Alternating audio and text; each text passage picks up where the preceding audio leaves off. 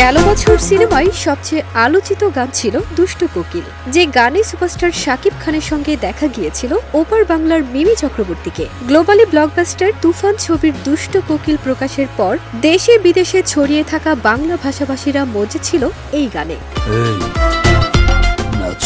হিসেব মতে পৃথিবীময় 40 কোটি বাংলা ভাষাভাষী রয়েছে, তাদের একবার হলেও নজরে এসেছে আলোচিত দুষ্ট কোকিল। গানটির অভূতপূর্ব সাফল্যে ইউটিউবে হাজারো মানুষ মন্তব্য করেছে, বাংলা সিনেমার গানে এমন অনন্য নজির শুধু শাকিব খানের পক্ষেই সম্ভব।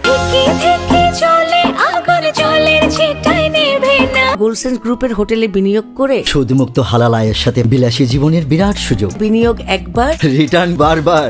রিলস, টিকটক থেকে শুরু করে বিয়ে বাড়ির জন্মদিন, পিকনিক, এমনকি খেলার মাঠে ক্রিকেটাররাও দুষ্ট কোকিল গানের তালে নেচে উল্লাস করে থাকেন হরহামেশাই। এ কারণে মাত্র 7 মাসে চরকি ও SBF এর 2 ইউটিউব চ্যানেল থেকে গানটির ভিউ 40 মিলিয়ন ছাড়িয়েছে, যা দুই বাংলার বাংলা ভাষার গানের মধ্যে বিরল রেকর্ড।